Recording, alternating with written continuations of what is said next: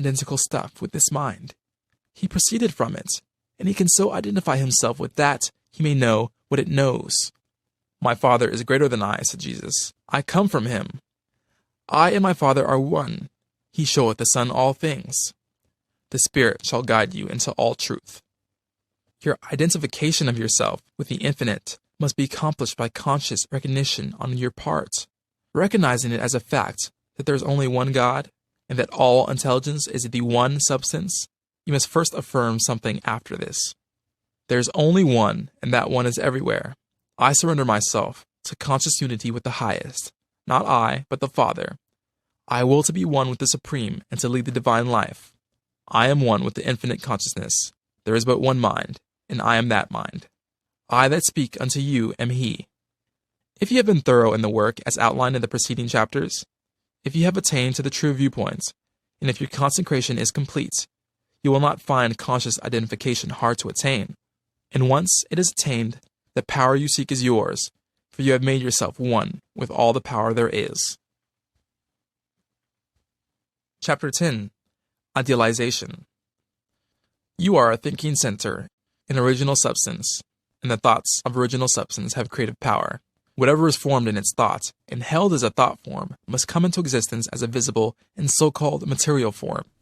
And a thought form held in thinking substance is a reality, is a real thing, whether it has yet become visible to mortal eye or not. This is a fact that you should impress upon your understanding, that a thought held in thinking substance is a real thing, a form, and has actual existence, although it is not yet visible to you. You internally take the form in which you think of yourself, and you surround yourself with the invisible forms of those things with which you associate in your thoughts.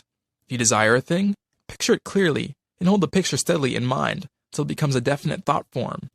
The thing you want will come to you in material form. It must do so in obedience to the law by which the universe was created. Make no thought form of yourself in connection with disease or sickness, but form a conception of health. Make a thought form of yourself as strong and hearty and perfectly well. Impress this thought form on creative intelligence. And if your practices are not in violation of the laws by which the physical body is built, your thought form will become manifest in your flesh. This also is certain. It comes by obedience to law.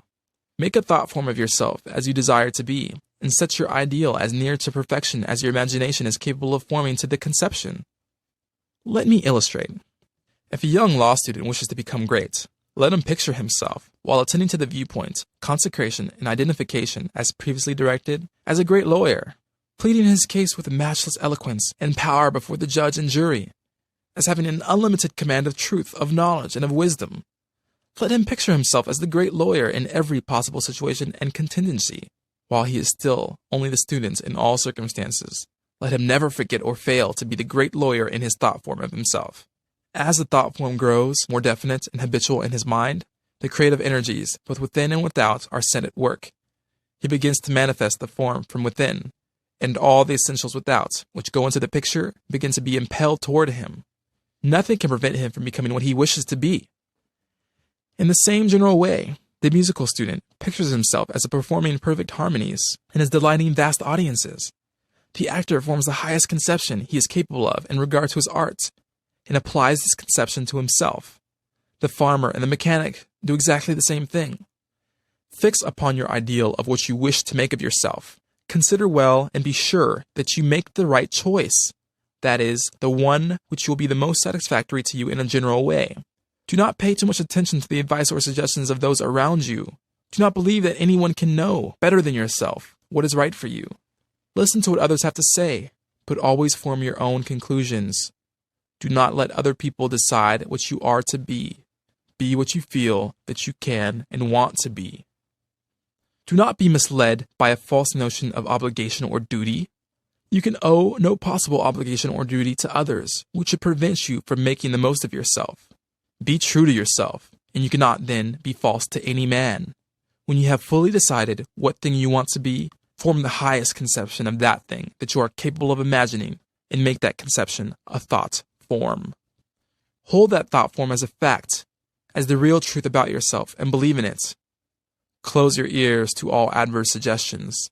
Never mind if people call you a fool and a dreamer. Dream on. Remember that Bonaparte, the half-starved lieutenant, always saw himself as the general of armies and the master of France, and he became, in outward realization, what he held in himself to be in mind. So likewise will you. Attend carefully to all that has been said in the preceding chapters, and act as directed in the following ones, and you will become what you want to be. Chapter 11. Realization. If you were to stop with the close of the last chapter, however, you would never become great. You would be indeed a mere dreamer of dreams, a castle builder. Too many do stop there. They do not understand the necessity for present action in realizing the vision and bringing the thought form into manifestation. Two things are necessary. First, the making of the thought form, and second, the actual appropriation to yourself of all that goes into and around the thought form. We have discussed the first. Now we'll proceed to give directions for the second. When you have made your thought form, you're ready. In your interior, what you want to be. Next, you must become externally what you want to be. You are already great within, but you are not yet doing the great things without. You cannot begin on the instant to do the great things. You cannot be before the world a great actor or lawyer or musician or personality you know yourself to be. No one will entrust great things to you, for you have not made yourself known, but you can always begin to do small things in a great way. Here lies the whole secret. You can begin to be great today in your own home, in your store or office, on the streets, everywhere. And you can do this by doing everything you do in a great way. You must put the whole power of your great soul into every act, however small and commonplace, and so reveal to your family, your friends, and your neighbors what you really are. Do not brag or boast of yourself. Do not go about telling people what a great personage you are. Simply live in a great way. No one will believe you if you tell them that you are a great man, but no one can doubt your greatness if you show it in your actions. In your domestic circle, be just, so generous and courteous and kindly that your family, your wife, your husband, children, brothers, and sisters shall know that you are a great and noble soul. In all your relations with men, be great, just, generous, courteous, and kindly. The greats are never otherwise. This for your attitude. Next, and most important, you must have absolute faith in your own perceptions of truth. Never act in haste or hurry. Be deliberate in everything. Wait until you feel that you know the true way. And when you do feel that you know the true way, be guided by your own faith, though all the world shall disagree with you. If you do not believe what God tells you in little things, you will never draw upon His wisdom and knowledge in larger things. When you feel deeply that a certain act is the right act, do it, and have perfect faith that the consequences will be good. When you are deeply impressed that a certain thing is true, no matter what the appearances to the contrary may be, accept that thing as true and act accordingly. The one way to develop a perception of truth in large things is to trust absolutely to your present perception of truth in small things. Remember that you are seeking to develop this power of faculty. Perception of truth. You are learning to read the thoughts of God. Nothing is great and nothing is small in the sight of omnipotence. He holds the sun in its place, but He also notes the sparrows fall, and the number of hairs on your head. God is as much interested in the little matters of everyday life as He is in the affairs of nations. You can perceive truth about family and neighborhood affairs as well as about matters of statecraft. And the way to begin is to have perfect faith in the truth in all these small matters, as it is revealed to you from day to day. When you feel deeply impelled to take a course which seems contrary to all reason and worldly judgment, take that course. Listen to the suggestions and advice of others, but always do what you feel deeply in the within to be the true thing to do. Rely with absolute faith at all times on your own perception of truth, but be sure that you listen to God, that you do not act in haste, fear, or anxiety. Rely upon your perception of truth in all the facts and circumstances of life. If you deeply feel that a certain man will be a certain place on a certain day, go there with perfect faith to meet him. He will be there, no matter how unlikely it may seem. If you feel sure that certain people are making certain combinations or doing certain things, act in the faith that they are doing those things. If you feel sure of the truth of any circumstance or happening, near or distant, past, present, or to come, trust in your perception. You may make occasional mistakes at first, mainly because of your imperfect understanding of the within, but you will soon be guided almost invariably right. Soon, your family and friends will begin to defer to your judgments and to be guided by you. Soon, your neighbors and townsmen will be coming to you for counsel and advice.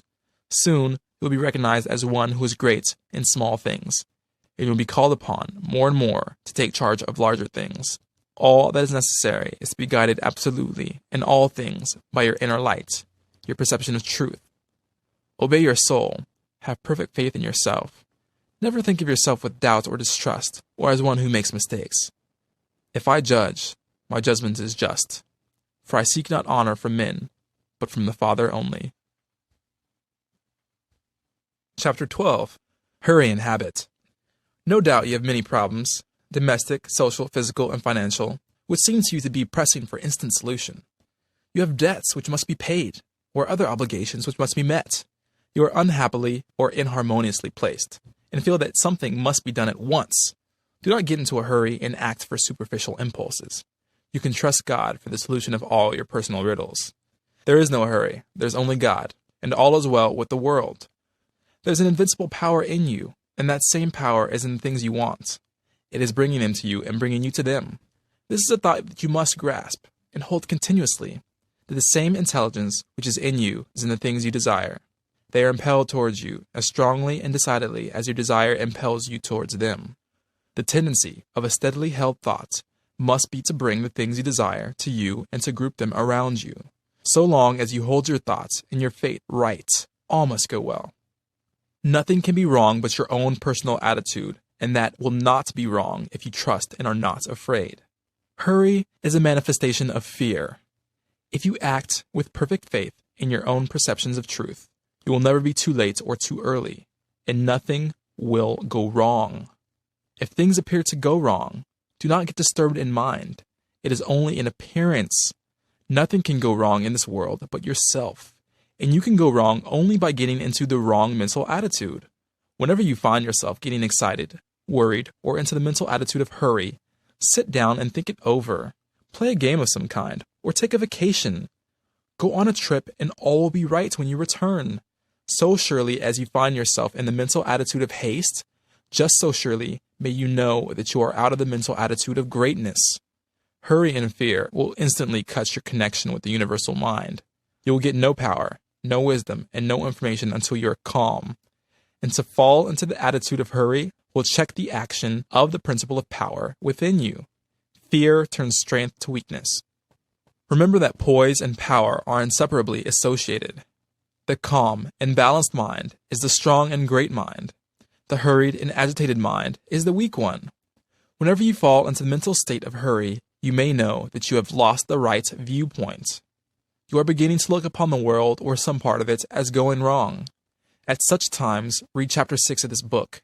Consider the fact that this world is perfect now, with all that it contains. Nothing is going wrong. Nothing can be wrong. Be poised, be calm, be cheerful, have faith in God. Next, as to habit. It is probable that your greatest difficulty will be to overcome your old habitual ways of thought and to form new habits. The world is ruled by habit. Kings, tyrants, masters, and plutocrats hold their positions solely because the people have come to habitually accept them. Things are as they are only because people have formed the habit of accepting them as they are. When the things and the people change their habitual thoughts about governmental, social, and industrial institutions, they will change the institutions. Habit rules us all. You have formed, perhaps, the habit of thinking of yourself as a common person, as one of a limited ability, or as being more or less of a failure. Whatever you habitually think yourself to be, that you are. You must form a greater and better habit. You must form a conception of yourself as a being of limitless power, and habitually think that you are that being. It is the habitual, not the periodical thought, that decides your destiny. It will avail you nothing to sit apart for a few moments several times a day to affirm that you are great. No amount of praying or affirmation will make you great if you still habitually regard yourself as being small. The use of prayer and affirmation is to change your habit of thought. Any act, mental or physical, often repeated, becomes a habit.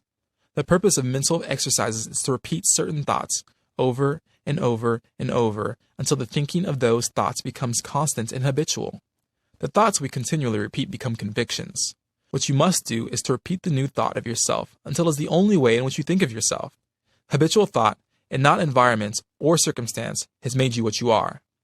Every person has some central idea or thought form of himself, and by this idea, he classifies and arranges all his facts and external relationships. You are classifying your facts either according to the idea that you are a great and strong personality, or according to the idea that you are limited, common, or weak. If the latter is the case, you must change your central idea. Get a new mental picture of yourself. Do not try to become great by repeating mere strings of words or superficial formulae, but repeat over and over and over the thought of your own power and ability until you classify external facts and decide your place everywhere by this idea. Identical stuff with this mind. He proceeded from it, and he can. Chapter 13. Thought. Greatness is attained only by the thinking of great thoughts. No man can become great in outward personality until he is great internally, and no man can be great internally until he thinks. No amounts of education, reading, or study can make you great without thought, but thought can make you great with very little study. There are altogether too many people who are trying to make something of themselves by reading books without thinking. All such will fail. Thinking is the hardest and most exhausting of all labor, and hence many people shrink from it. God has so formed us that we are continuously impelled to thought. We must either think or engage in some activity to escape thought. The headlong, continuous chase for pleasure, in which most people spend all their leisure time, is only an effort to escape thoughts. If they are alone, or if they have nothing amusing to take their attention, as a novel to read or a show to see, they must think. And to escape from thinking, they resort to novels, shows, and all the endless devices of the purveyors of amusement. Most people spend the greater part of their leisure time running away from thought. Hence they are where they are. We never move forward until we begin to think. Read less and think more. Read about great things and think about great questions and issues. We have, at the present time, few really great figures in the political life of our country. Our politicians are a petty lot. There is no Lincoln, no Webster, no Clay, Calhoun, or Jackson. Why? Because our present statesmen deal only with sordid and petty issues, questions of dollars and cents, of expediency and party success, of material prosperity, without regard to ethical right. Thinking along these lines does not call forth great souls. The statesmen of Lincoln's time and previous times dealt with questions of eternal truth, of human rights and justice. Men thought upon great themes, they thought great thoughts, and they became great men. Thinking, not merely knowledge or information, makes personality. Thinking is growth. You cannot think without growing. Every thought engenders another thought. Write one idea, and others will follow until you have written a page. You cannot fathom your own mind. It has neither bottom nor boundaries. Your first thoughts may be crude, but as you go on thinking, you will use more and more of yourself. You will quicken new brain cells into activity, and you will develop new faculties. Heredity, environment, circumstances, all things must give way before you if you practice sustained and continuous thought. But on the other hand, if you neglect to think for yourself, and only use other people's thoughts, you will never know what you are capable of, and you will end up being incapable of anything. There can be no real greatness without original thought. All that a man does outwardly is the expression and completion of his inward thinking. No action is possible without thought, and no great action is possible until a great thought has preceded it.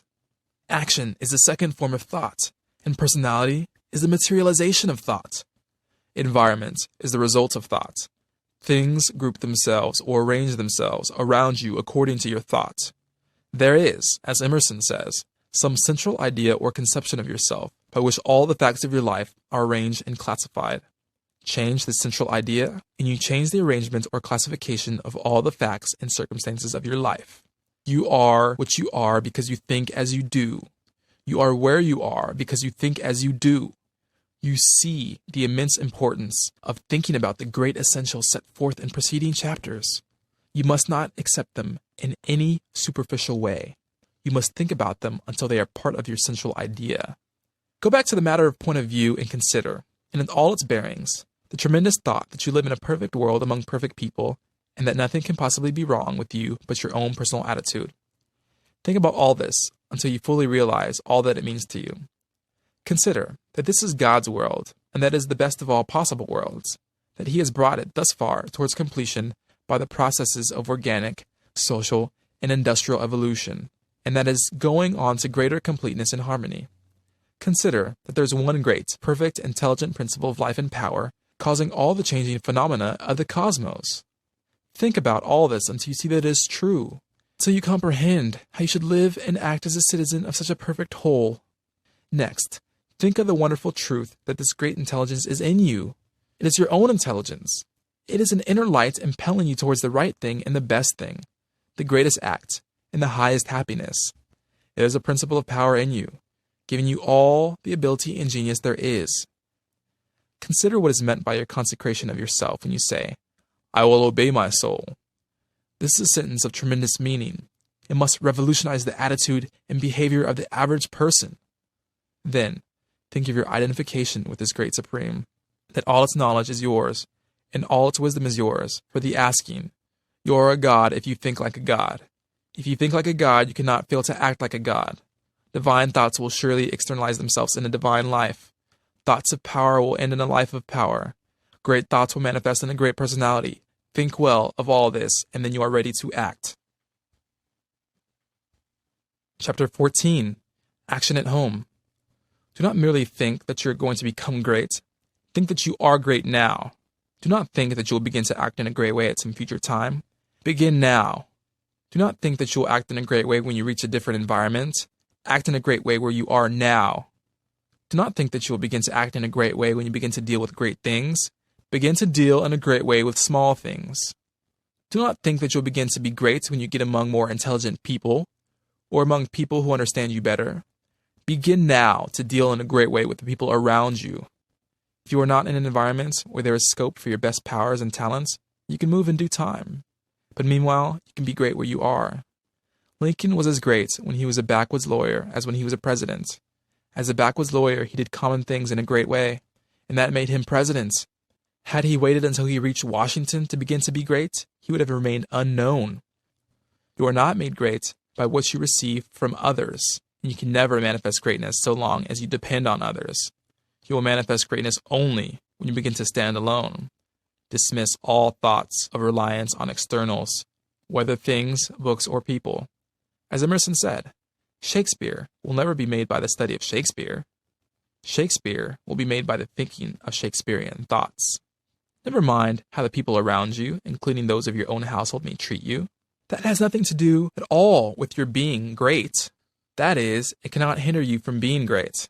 People may neglect you and be unthankful and unkind in their attitude towards you. Does that prevent you from being great in your manner and attitude towards them? Your Father, said Jesus, is kind to the unthankful and the evil. Would God be great if he should go away and sulk because people were unthankful and did not appreciate him? Treat the unthankful and the evil in a great and perfectly kind way, just as God does. Do not talk about your greatness. You are really in essentially nature, no greater than those around you. You may have entered upon a way of living and thinking which they had not yet found, but they are perfect on their plane of thought and action. You are entitled to no special honor or consideration for your greatness. You are a god, but you are among gods. You will fall into the boastful attitude if you see other people's shortcomings and failures and compare them with your own virtues and successes. Think of yourself as a perfect being among perfect beings, and meet every person as an equal, not as either a superior or an inferior. Give yourself no airs. Great people never do. Ask no honors, and seek for no recognition. Honors and recognition will come fast enough if you are entitled to them. Begin at home. It is a great person who can always be poised, assured, calm, and perfectly kind and considerate at home. If your manner and attitude in your own family are always the best you can think, you will soon become the one on whom all others will rely. You will be a tower of strength and a support in time of trouble. You will be loved and appreciated. At the same time, do not make the mistake of throwing yourself away in the service of others. The great person respects himself. He serves and helps, but he is never slavishly servile. You cannot help your family by being a slave to them, or by doing for them those things which by right they should do for themselves. You do a person an injury when you wait on him too much. The selfish and exacting are a great deal better off and their exactions are denied. The ideal world is not one where there are a lot of people being waited on by other people. It is a world where everybody waits on himself.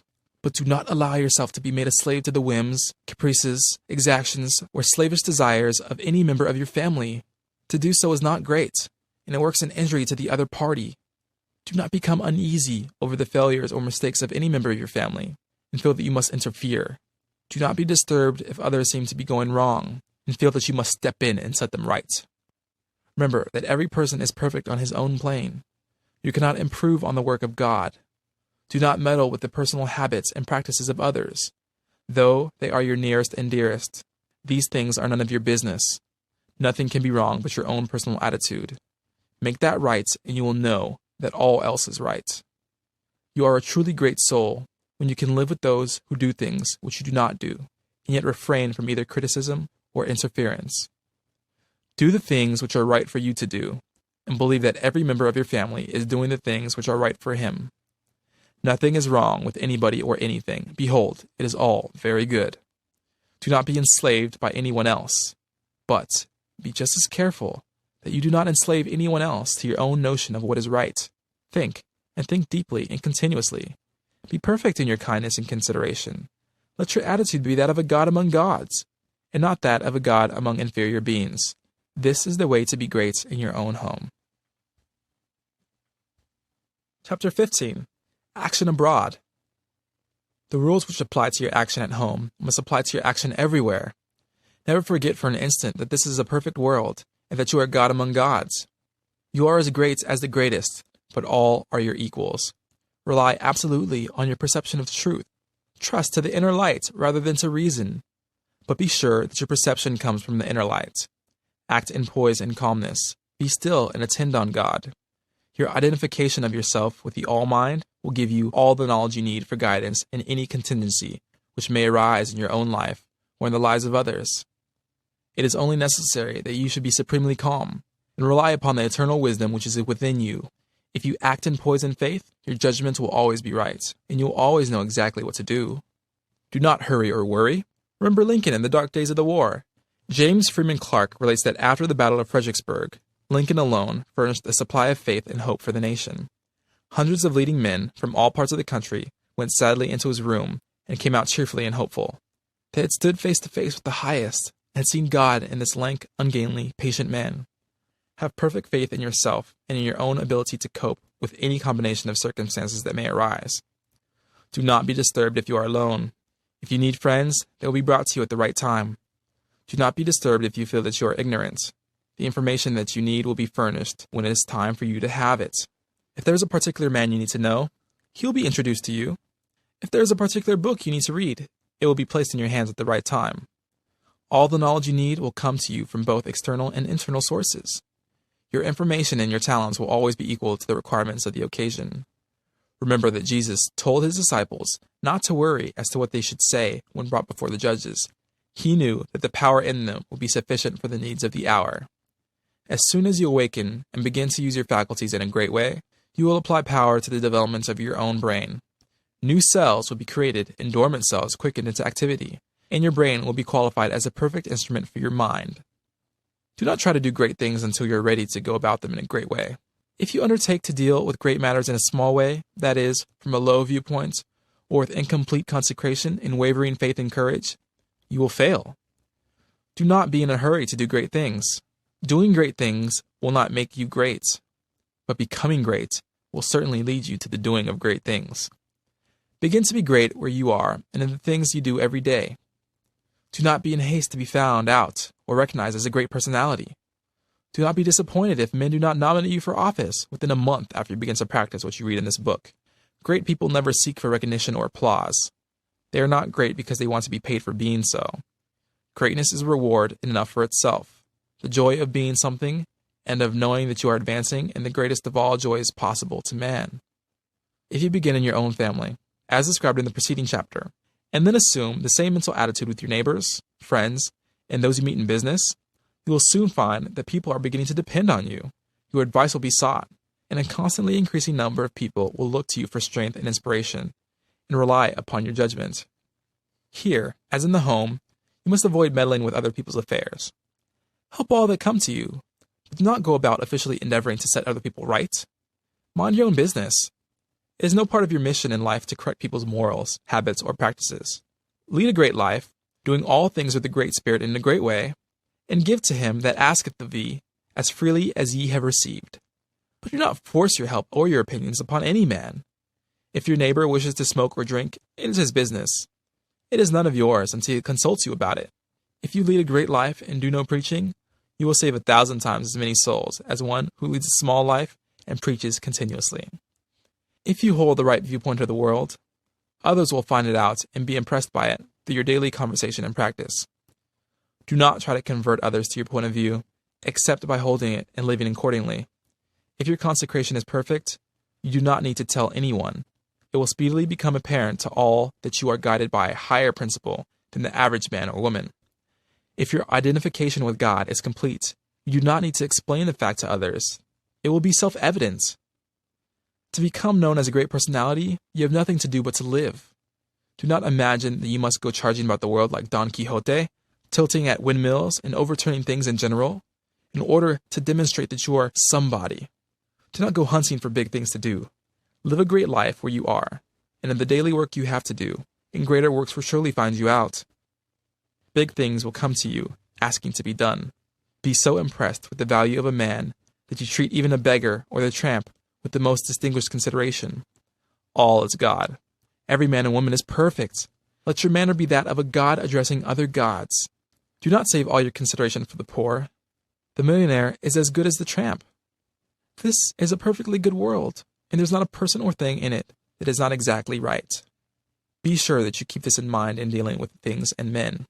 Form your mental vision of yourself with care. Make the thought form of yourself as you wish to be, and hold this with the faith that it is being realized. Do every common act as a god shall do it. Speak every word as a god should speak it. Meet men and women of both low and high estate as a god meets other divine beings. Begin thus and continue thus, and your unfoldment in ability and power will be great and rapid. Chapter 16. Some further explanations. We go back here to the matter of viewpoint, for besides being vitally important, it is the one which is likely to give the student the most trouble. We have been trained, partly by mistaken religious teachers, to look upon the world as being like a wrecked ship, storm-driven upon a rocky coast. Utter destruction is inevitable at the end, and the most that can be done is to rescue perhaps a few of the crew. This view teaches us to consider the world as essentially bad and growing worse. It robs us of hope for society, government, and humanity, and gives us a decreasing outlook and contracting mind. This is all wrong. The world is not wrecked. It is like a magnificent steamer with the engines in place and the machinery in perfect order. There is no lack of any good thing. Every provision omniscience could devise has been made for the safety, comfort, and happiness of the crew. The steamer is out on the high seas, taking hither and thither, because no one has yet learned the right course to steer. We are learning to steer, and in due time will come grandly into the harbor of perfect harmony. The world is good, and growing better. Existing discords and inharmonies are but the rollings of the ship, incidental to our own imperfect steering. They will all be removed in due time. This view gives us an increasing outlook and an expanding mind. It enables us to think largely of society and of ourselves, and to do things in a great way. Furthermore, we see that nothing can be wrong with such a world or with any part of it, including our own affairs. It is all moving on towards completion. Then it is not going wrong, and as our own personal affairs are part of the whole, they are not going wrong either. You and all that you are concerned with are moving on toward completeness. Nothing can check this forward movement but yourself. If you keep yourself right, nothing can possibly go wrong with you, and you can have nothing to fear. No business or other disaster can come upon you if your personal attitude is right. For you are part of that which is increasing and advancing, and you must increase and advance with it. Moreover, your thought form will be mostly shaped according to your viewpoints of the cosmos. If you see the world as a lost and ruined thing, you will see yourself as a part of it, and its partaking of its sins and weaknesses. If your outlook for the world as a whole is hopeless, your outlook for yourself cannot be hopeful. If you see the world as declining towards its end, you cannot see yourself as advancing. Unless you think well of all the works of God, you cannot really think well of yourself. And unless you think well of yourself, you can never become great. I repeat that your place in life, including your material environment, is determined by the thought form you habitually hold of yourself. When you make a thought form of yourself, you can hardly fail to form in your mind a corresponding environment. If you think of yourself as an incapable, inefficient person, You will think of yourself with poor or cheap surroundings. Unless you think well of yourself, you will be sure to picture yourself in a more or less poverty-stricken environment. These thoughts, habitually held, become invisible forms in the surrounding mind stuff, and are with you continually. In due time, by the regular action of the eternal creative energy, the invisible thought forms are produced in material stuff, and you are surrounded by your own thoughts made into material things. See nature as a great living and advancing presence, and see human society in exactly the same way. It is all one, coming from one source, and it is all good. You yourself are made of the same stuff as God. All the constituents of God are part of yourself. Every power that God has is a constituent of man. You can move forward as you see God doing. You have within yourself the source of every power. Chapter 17. More about thought. I give place here to some further consideration of thoughts. You'll never become great until your own thoughts make you great. You should never do great things in the external world until you think great things in the internal world. And you will never think great things until you can think about truth, about the verities. To think great things, you must be absolutely sincere. And to be sincere, you must know that your intentions are right. Insincere or false thinking is never great, however logical and brilliant it may be. The first and most important step is to seek the truth about human relations. This brings you back to the search for a right viewpoint. You should study organic and social evolution. Read Darwin and Walter Thomas Mills, and when you read, think. Think the whole matter over until you see the world of things and men in the right way. Think about what God is doing until you can see what He is doing. Your next step is to think yourself into the right personal attitude. Your viewpoint tells you what the right attitude is, and obedience to the soul puts you into it. It is only by making a complete consecration of yourself to the highest that it is within you that you can attain to sincere thinking. So long as you know that you are selfish in your aims, or dishonest or crooked in any way in your intentions or practices, your thinking will be false, and your thoughts will have no power. Think about the way you are doing things. Think about all your intentions, purposes, and practices, until you know that they are right. The fact of his own complete unity with God is one that no person can grasp without deep and sustained thinking. Anyone can accept the proposition in a superficial way, but to feel and to realize a vital comprehension of it is another matter. It is easy to think about going outside of yourself to meet God, but it is not so easy to think about going in yourself to meet God. But God is there. It is a tremendous thing, this fact that all that you need is already within you, that you do not have to consider how to get the power to do what you want to do, or to make yourself what you want to be. You have only to consider how to use the power you have in the right way, and there is nothing to do but to begin. Use your perception of truth. You can see some truth today. Live fully up to that, and you will see more truth tomorrow. To rid yourself of the old false ideas, you will have to think a great deal about the value of men, the greatness and worth of the human soul. You must cease from looking at human mistakes and look at successes. Cease from seeing faults and see virtues. You can no longer look upon men and women as lost and ruined beings who are descending into hell. You must come to regard them as shining souls who are ascending towards heaven. It requires some exercise of willpower to do this, but this is the legitimate use of the will, to decide what you will think about and how you will think. The function of the will is to direct thought. Think about the good side of men, and exert your will in refusing to think of anything else in connection with them. I know of no one who has attained to so much on this one point as Eugene V. Debs, twice the socialist candidate for President of the United States. No appeal for help is ever made to him in vain. You cannot come into his presence without being made sensible of his deep and kindly personal interest in you. No one, whether millionaire, grimy working man, or toil-worn woman, meets him without receiving the radiant warmth of a brotherly affection that is sincere and true. No ragged child speaks to him on the street without receiving instant and tender recognition. Debs loves men. This has made him the leading figure in a great movement, the beloved hero of a million hearts, and will give him a deathless name. It is a great thing to love men, and is only achieved by thought. Nothing can make you great but thought. The key to every man is his thought. Sturdy and defiant though he look, he has a helm which he obeys, which is the idea after which all his facts are classified. He can only be reformed by showing him a new idea which commands his own. Emerson. All that a man is, outwardly, is but the expression and completion of his inward thought. To work effectively, he must think it clearly. To act nobly, he must think nobly. Charming,